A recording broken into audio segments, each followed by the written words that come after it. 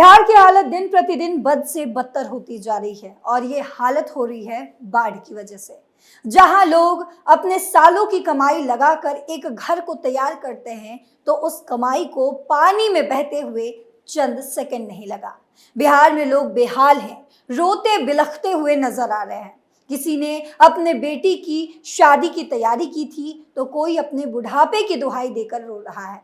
सबके जुबान से सिर्फ एक ही बात निकल रही है कि गंगा मैया ने बर्बाद कर दिया। अब दाने दाने को लोग तरस रहे हैं और ये समझ नहीं आ रहा कि आखिर जाएं तो कहां जाएं। इन तमाम लोगों का मसीहा बनकर उनके सामने आए हैं पप्पू यादव।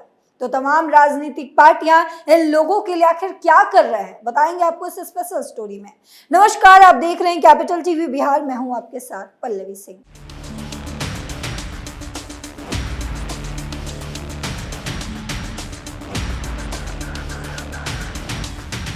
बिहार में जो हालात बने हुए हैं उस पर पप्पू यादव ने कहा है कि कोसी और गंडक नदी पर बने बांध टूट रहे हैं। इस पर उन्होंने सवाल भी उठाया और कहा कि बांध टूटने के लिए इंजीनियर जिम्मेदार है, उनकी पहचान कर कार्रवाई होनी चाहिए। पूर्णिया के सांसद राजेश रंजन उर्फ पप्पू यादव बाढ़ पीड़ितों से लगातार मुलाकात कर रहे हैं।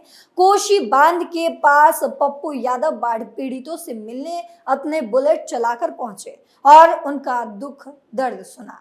सांसद की तरफ से कहा गया है कि उन्होंने कई बाढ़ पीड़ितों को राशन और पैसे दिए हैं।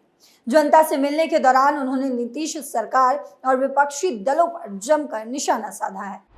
सरकार पर जमकर साधा निशाना। पप्पू यादव ने बिहार सरकार पर निशाना साधते हुए कहा कि मंत्री बैठकर दारू शराब पी रहे हैं, जनता पानी में डूब रही है। सरकार की तरफ से बाढ़ पीड़ितों को मरने के लिए अकेला छोड़ दिया गया है। उन्होंने कहा कि लोकसभा चुनाव में करोड़ों अरबों खर्च होता है लेकिन बाढ़ पीड़ितों के लिए कुछ भी नहीं होता।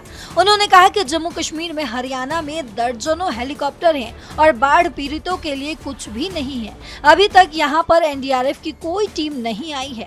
लोग खाने पीने के लिए तरस रहे हैं। सरकार बाढ़ का स्थायी समाधान क्यों नहीं निकाल रही? पप्पू यादव ने कहा कि सरकार के लोग चुनाव के दौरान 1 क्विंटल अनाज दे देंगे और फिर चुनाव में उन्हें वोट मिल जाएगा।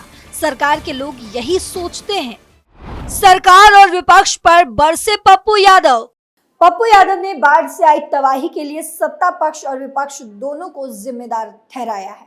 उन्होंने कहा कि पूरा बिहार जल त्रासदी के संकट से लड़ रहा है और सत्ता पक्ष दिल्ली में तो विपक्ष विदेश में घूम रहा है।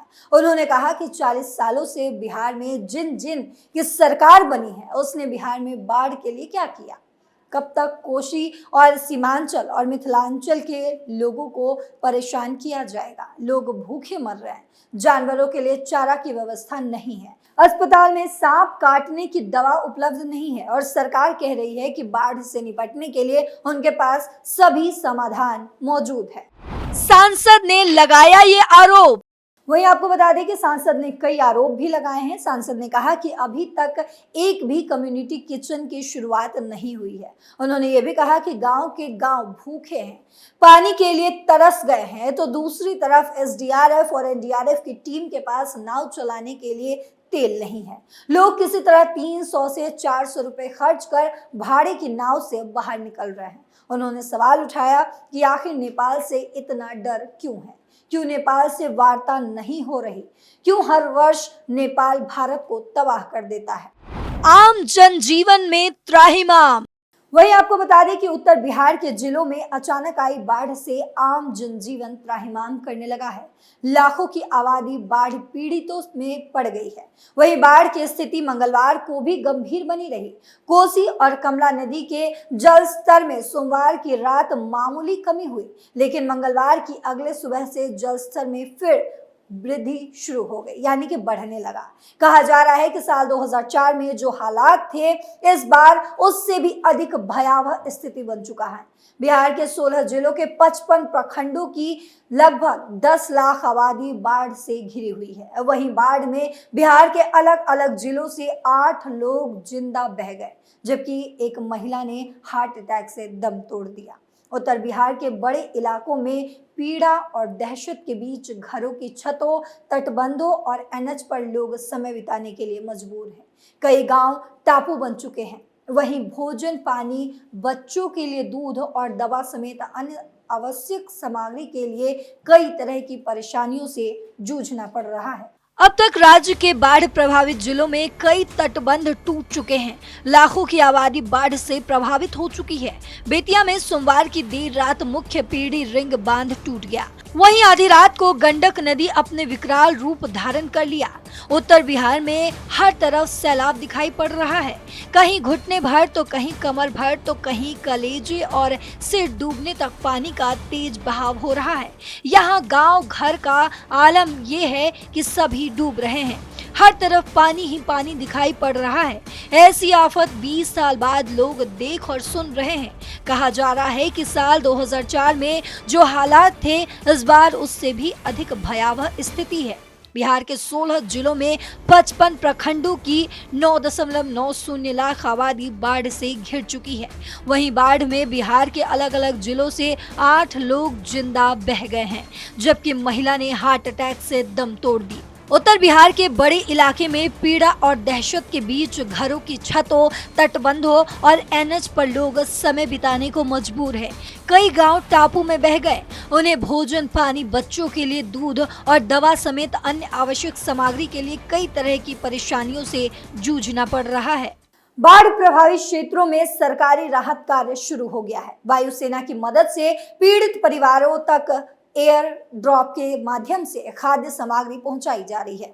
मुख्यमंत्री के निर्देश के बाद वायुसेना के हेलीकॉप्टर को लगाया गया है। सीतामढ़ी के बाद प्रभावित क्षेत्रों में एयर ड्रॉपिंग शुरू हो चुकी है। मुख्यमंत्री नीतीश कुमार ने आज भी और इससे पहले भी कोसी, गंडक और गंगा नदी के बाढ़ प्रभावित क्षेत्र का हवाई सर्वेक्षण कर जायजा लिया। इसके बाद प्रभावित इलाकों में राहत और बचाव कार्य युद्ध स्तर पर चलाने के निर्देश दिए हैं।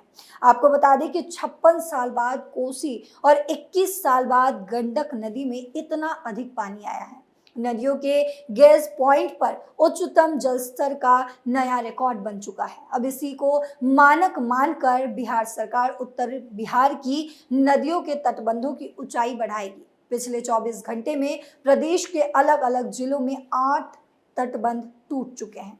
बिहार के अररिया में बाढ़ की वजह से अलग अलग गांव में डूबने से कई लोगों की मौत हो चुकी है। बैराज से पानी छोड़े जाने के कारण नदी से सटे निचले इलाकों में पानी भर गया। सोमवार को बाढ़ के पानी में डूबने से 2 बच्ची समेत कुल 7 लोगों की मौत हो गई। अररिया सदर प्रखंड के मदनपुर में 2, जोकीहाट प्रखंड में 2 और भरगामा प्रखंड में 3 लोगों की मौत हुई है। वहीं आपको बता दें कि परिजनों का रो रो कर बुरा हाल हो चुका है। वहीं जिला प्रशासन की ओर से राहत और बचाव कार्य जारी है। हादसा सोमवार को हुआ। एनडीआरएफ को सूचना दिए जाने के बावजूद वहां कोई नहीं पहुंचा। स्थानीय ग्रामीणों के प्रयास से दोनों युवक के शव को पानी से बाहर निकाला गया। शव को बाहर निकालने के बाद मौके पर पहुंची मदनपुर पुलिस ने शव को कब्जे में लेकर पोस्टमार्टम के लिए अररिया सदर अस्पताल भेज दिया। मृतकों में दमनपुर पूर्वी पंचायत के गमहरिया निवासी अनुज कुमार और मोहम्मद इरशाद शामिल हैं। सीतामढ़ी में 2 युवकों की मौत। सीतामढ़ी जिले में बाढ़ से आधा दर्जन प्रखंडों के दर्जनों गांव जलमग्न हैं। हरे भरे धान के पौधे डूब चुके हैं। इधर एनडीआरएफ की टीम ने बाढ़ प्रभावित गांवों से अब तक करीब 9000 लोगों को रेस्क्यू किया है। उधर बाढ़ में 2 बच्चों समेत 3 लोगों की डूबकर मौत भी हो चुकी है। जिला प्रशासन की ओर से बाढ़ पीड़ितों के लिए सूखा फूड पैकेट वितरण किया जा रहा है। डीएम रिची पांडे ने सभी सीओ को जरूरत पड़ने पर बाढ़ पीड़ित परिवारों के लिए सामुदायिक किचन का संचालन शुरू करने को कहा है। गोपालगंज में बाढ़ की स्थिति। बात करें गोपालगंज की तो गोपालगंज में गंडक के जल स्तर में लगातार बढ़ोतरी हो रही है। जल स्तर के बढ़ने से गोपालगंज सदर प्रखंड और मांझागढ़ प्रखंड के आधा दर्जन से ज्यादा पंचायत का जिला मुख्यालय से संपर्क टूट चुका है।